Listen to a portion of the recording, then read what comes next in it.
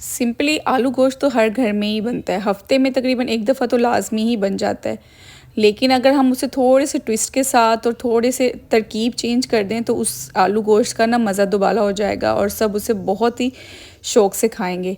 बिस्मिल्लाहिर्रहमानिर्रहीम, अस्सलाम वालेकुम, welcome to my YouTube channel Ayesha's Kitchen. आज मैं आपके साथ आलू गोश्त की देगी आलू गोश्त की रेसिपी शेयर करने लगी हूँ। इसके लिए सबसे पहले मैंने ले लिया है साबुत गरम मसाला। इसमें मैंने, जैसे कि आप वीडियो में देख सकते हैं, इसको मैंने ना पाउडर बना लिया है, सब जितने भी इंग्रेडिएंट्स है गरम मसाले के उनको। उसके बाद मैंने इसके अंदर डाल दिया half tablespoon red chilli flakes का और हाफ़ टेबल स्पून मैंने इसके अंदर डाल दिया कश्मीरी लाल मिर्च का। उसके बाद हाफ़ टीस्पून मैंने डाला इसके अंदर ज़ीरा पाउडर भुना। 1 टीस्पून मैंने इसके अंदर डाल दिया सूखा धनिया पाउडर का और 1 टेबल स्पून इसके अंदर नमक डाल दिया। नमक आप अपनी मर्ज़ी से कम या ज़्यादा कर सकते हैं जितना आप सालन में खाना पसंद करते हैं। इन सब मिक्स जो स्पाइसेस हैं उनको मिक्स करके मैंने एक साइड पे रख दिया है। अब हमने एक पैन ले लिया पतीला जिसके अंदर हमने सालन बनाना है और उसके अंदर मैंने तकरीबन हाफ़ कप घी या ऑयल आप जो भी यूज़ करते हैं वो डाल लेंगे। उसके बाद मैंने इसके अंदर तकरीबन 2 मीडियम साइज़ की जो अनियन थी वो चॉप करके और उनको डाल दिया बारीक। अब हमने ना इनको ब्राउन करना है। ब्राउन करके इसको हम निकाल लेंगे क्योंकि हमने इसका बाद में दही के साथ मिक्स करके ना पेस्ट बनाना है, तो इसको हम निकाल देंगे।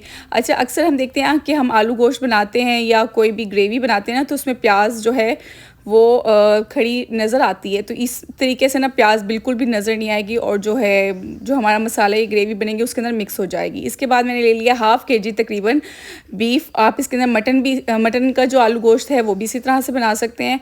बीफ को लेके मैंने इसको ना फ्राई कर दिया। फ्राई करने से इसको थोड़ी बहुत जो भी स्मेल होगी ना वो दूर हो जाती है इसकी।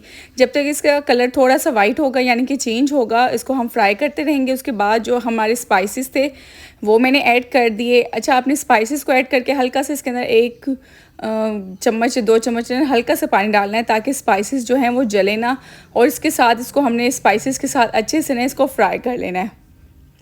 जैसे हमारे स्पाइसेस के साथ ये इसका मज़े का एक खुशबू बहुत ही इसकी ना चेंज हो जाएगी और बहुत ही मज़े की आएगी। इसके साथ ही हमने इसको फ्राई कर लेना है। फ्राई करने के बाद जी हमने 1 कप से ज़्यादा ही थी दही वो ले ली है और इसको मैंने जो हमारी वो थी प्याज ब्राउन हुई थी वो मिक्स कर दी इसके साथ और इसको मैं ब्लेंड कर लूँगी दही के साथ।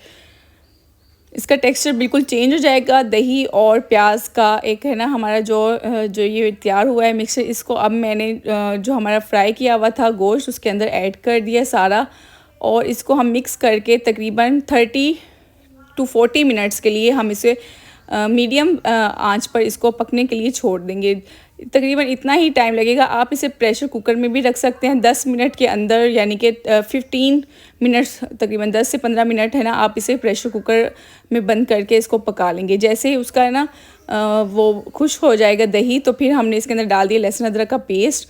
इसके साथ ही हमने इसको फ्राई कर लिया और फिर मैंने इसके अंदर तकरीबन 2 आलू जो थे लार्ज साइज़ के वो कट करके डाल दिए। अच्छा, साइज़ आप देख सकते हैं कि किस तरह का साइज़ मैंने आलू का रखा है। आप अपनी मर्ज़ी से छोटा या बड़ा कर सकते हैं या जितने आलू आप खाना पसंद करते हैं वो डाल सकते हैं। जैसे आलू गोश्त में तो ये बराबर ही तकरीबन डलते हैं। और फिर मैंने इसको चम्मच की मदद से अच्छे से इसकी भुनाई की क्योंकि दही का भी था कि ग्रेवी भी थी और जो हमारे स्पाइसेस थे उनकी भी ग्रेवी, तो एक अच्छी सी है ना हमारी थिक सी ग्रेवी तैयार हो चुकी थी। अभी हम इनको अच्छे से मिक्स करेंगे।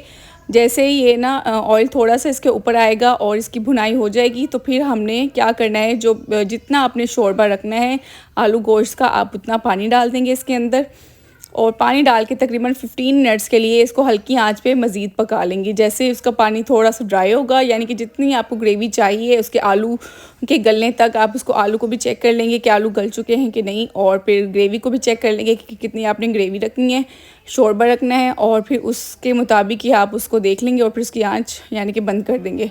उसके बाद मैंने इसके ऊपर था वो धनिया, हरा धनिया कट करके वो डाल दिया। उससे उसको ना मज़ीद खुशबू में ना इजाफ़ा हो जाता है, बहुत ही मज़े की इसकी खुशबू आती है।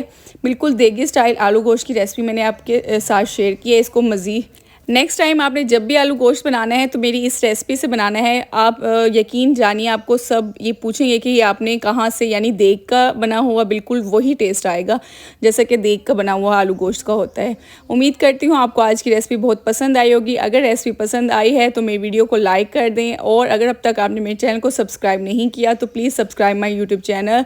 वीडियो देखने का आपका बहुत शुक्रिया। अल्लाह हाफिज़।